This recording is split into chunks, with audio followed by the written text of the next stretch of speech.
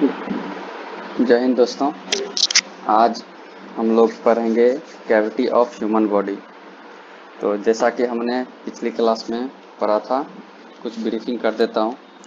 हमने पढ़ा था व्हाट इज एनाटॉमी, एनाटॉमी के कितने टाइप्स होते हैं, और फिर पढ़ा था हमने फिजियोलॉजी और उसके टाइप। ओके, देन हम लोगों ने रीजन के थोड़ा सा वो देखा था हमने। तो आइए, हम लोगों ने रीजन में बताया था आपको चार चार टाइप के होते हैं region: head and neck region, thorax region, abdomen region and upper lower extremities. Okay, then अब आज हम पढ़ने वाले हैं cavities of human body. Basically आपको पहले ये पढ़ाने से पहले आपको बता दूं कि रीजन के अंदर कैविटी आता है। ओके, तो हम लोग पहले ये देख लेते हैं। आपके सामने ये पिक्चर है, तो आप देख सकते हैं ये कैविटी है। तो अभी बता देता हूँ, थोड़ा ध्यान से देखिएगा तो समझ जाएगा, इजी है। ये आपका क्रैनियल कैविटी है जो हम ऊपर पढ़ने वाले हैं। ये क्रैनियल कैविटी आता है हमारे हेड एंड नेक रीजन में। इसमें रीजन नहीं दिया गया है, मैं आपको बता देता हूँ। ये यहाँ तक आता है आपका head and neck reason. Okay, यहाँ तक ये आपका आ गया हेड एंड नेक रीजन में।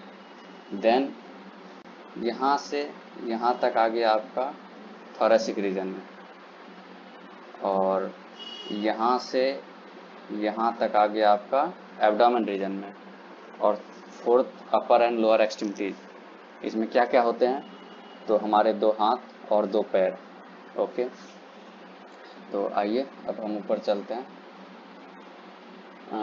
हम इसमें देखते हैं कितने टाइप के कैविटी होते हैं।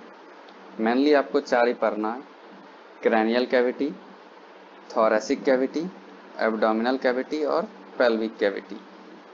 तो क्रैनियल कैविटी तो हेड एंड नेक रीजन में आते हैं, आपको पता होगा।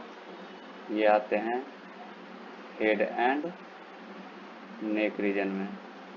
ओके, देन थोरैसिक कैविटी किस में आते हैं? तो थोरैक्स रीजन में आते हैं। ये कौन से रीजन में आते हैं? थोरैक्स रीजन में, थोरैक्स रीजन में आते हैं ये। देन आपको एब्डोमिनल और पेल्विक, ये जो है ये दोनों मिला के एब्डोमिनल कैविटी में आते हैं। एब्डोमेन कैविटी में क्या होते हैं? तो एब्डोमेन कैविटी में हमारे एब्डोमेन रीजन में आते हैं। एक तो एब्डोमिनल कैविटी खुद आता है, दूसरा पेल्विक कैविटी आता है। ओके, देन ये अदर में भी आते हैं कुछ: nasal cavity, spinal cavity, ventral cavity, dorsal cavity. तो इसको हम बाद में ब्रीफिंग करेंगे, इतना इम्पोर्टेंट नहीं है, बेसिकली इसे ऊपर ऊपर जान जाते हैं।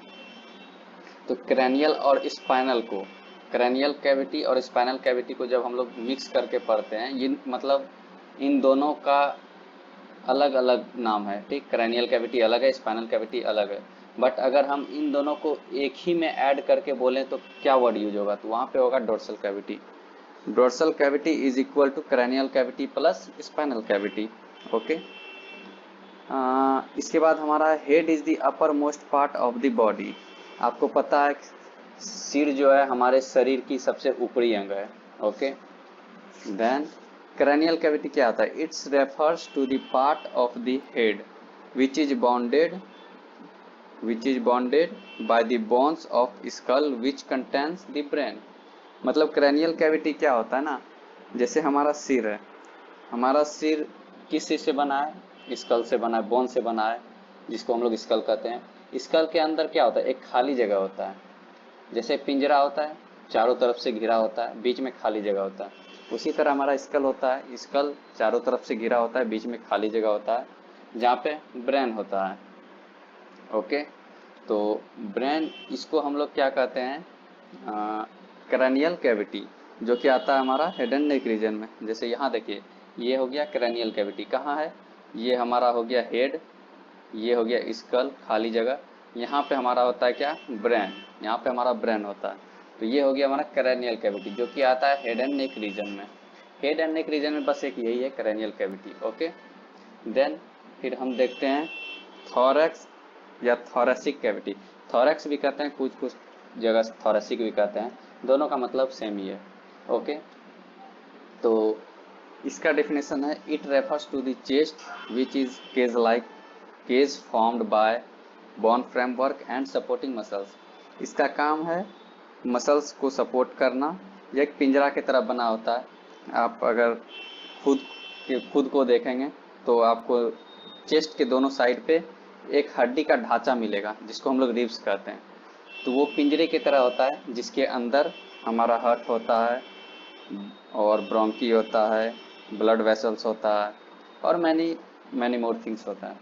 तो थोरैक्स रीजन में क्या आता है हमारा थोरेसिक कैविटी।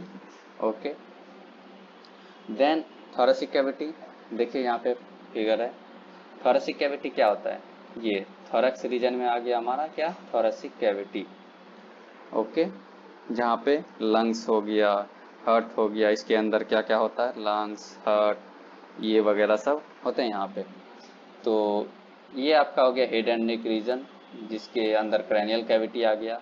ये डोर्सल लिखा हुआ है यहाँ पे, ये भी आता है लेकिन ये उतना इम्पोर्टेंट नहीं होता है, मेन हम 4 ही पढ़ेंगे। देन हमारा नीचे आता है एब्डोमिनल कैविटी, एब्डोमिनल रीजन में। अब एब्डोमिनल रीजन में आपको पता है, हमने पहले ही बताया आपको कि 2 कैविटी आते हैं, एक तो एब्डोमिनल खुद आता है, दूसरा हमारा पेल्विक कैविटी आता है। ओके, तो देखते हैं पहले abdomen cavity. It is anatomical term used for the region of trunk which below the thoracic. हाँ, तो थोरेसिक के बाद जो पार्ट आता है, थोरेसिक से नीचे आते हैं हम लोग, जहाँ पे चेस्ट है उसके नीचे जैसे आते हैं तो वहाँ से हमारा एब्डोमेन शुरू हो जाता है। लेकिन थोरेसिक और एब्डोमेन के बीच में जो होता है, आपने नाम सुना होगा डायफ्राम का। डायफ्राम कहाँ होता है, हमारे हार्ट के जस्ट नीचे होता है। तो जहाँ पे डायफ्राम है, डायफ्राम क्या करता है, तो एब्डोमेन रीजन और थोरेसिक रीजन को अलग करता है। तो थोरेसिक रीजन कहाँ तक हुआ, जहाँ तक डायफ्राम है। डायफ्राम के बाद हमारा हो गया एब्डोमेन रीजन। तो एब्डोमेन रीजन में हम लोग एब्डोमेन कैविटी देखते हैं। It anatomical term use for region of trunk which below thoracic, thoracic के नीचे होता है।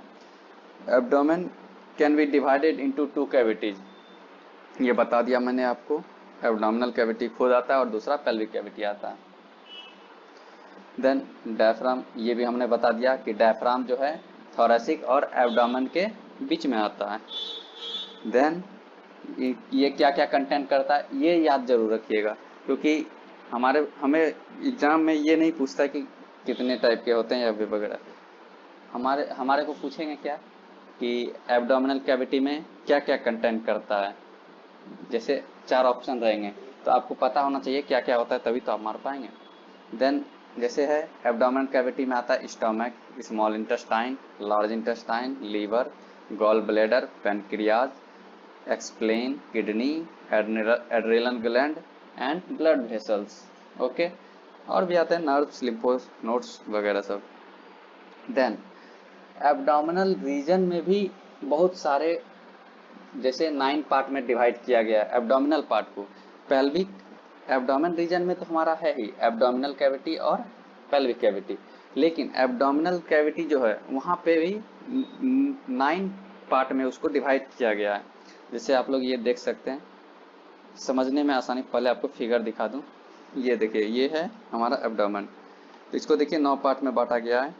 पहला है right hypochondriac epigastric region, then third है left hypochondriac, fourth right lumbar, fifth umbilical region, six left lumbar, 7 है राइट इलियक फोसा, एंड 8 है hypogastric region, 9 है लेफ्ट इलियक फोसा। आप इसको याद कर सकते हैं, याद करने में आसानी होगा। जैसे राइट हाइपोकॉन्ड्रियाक है ऊपर में, तो इसके जस्ट अपोजिट क्या है, लेफ्ट हाइपोकॉन्ड्रियाक। ओके, देन इधर राइट लंबर रीजन है, जस्ट लेफ्ट में क्या है, लेफ्ट लंबर रीजन। इधर राइट इलियक फोसा है, जस्ट लेफ्ट में क्या है, लेफ्ट इलियक फोसा। ऐसे याद कर सकते हैं। देन यहाँ हो गया इपिगैस्ट्रिक अम्लाइकल रीजन, हाइपोगैस्ट्रिक। हाइपोगैस्ट्रिक मतलब क्या हुआ, गैस्ट्रिक के नीचे, जहाँ गैस्ट्रिक ग्लैंड है उसके नीचे, एंड इपिगैस्ट्रिक क्या होगा, गैस्ट्रिक के ऊपर। ओके, तो ऐसे आप याद रख सकते हैं। देन आइए चलते नोट्स पे। तो यहाँ पे देखिए हमने इजी करके समझाया है। यहाँ हमने 2 लाइन लिया, इधर से इसे कट कर दिया, देन इधर कट कर दिया, ये हैच हैच होता है ना, उसके जैसा हमने इसे बना दिया। देन 1 2 3 4 5 6 7 8 9 9 पार्ट में बांट दिया। अब इन 9 पार्ट का नाम हमने यहाँ पे लिख दिया है। हाइपो राइट है तो right hypochondriac, right lumbar region, right iliac fossa. Then left है तो left hypochondriac, left lumbar region, left iliac fossa. Okay, then ऊपर है तो इपिगैस्ट्रिक ग्लैंड, यहाँ है अम्बिलिकल कॉर्ड, यहाँ पे है हाइपोगैस्ट्रिक ग्लैंड। ओके, तो 9 टाइप के ये हो गए। देन हमारा आता है पेल्विक कैविटी। पेल्विक कैविटी ही एब्डोमेनल रीजन का ही पार्ट है, आपको पता है।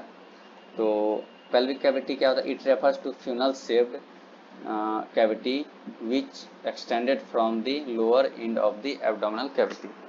pelvic cavity हमारा एक तरह से रिप्रोडक्शन अगर आप पढ़ेंगे तो वहाँ पे आपको पता चलेगा, पेल्विक जो हमारे एब्डोमेन के जस्ट नीचे आता है, और रिप्रोडक्शन में आप पढ़ेंगे आपको पता होगा।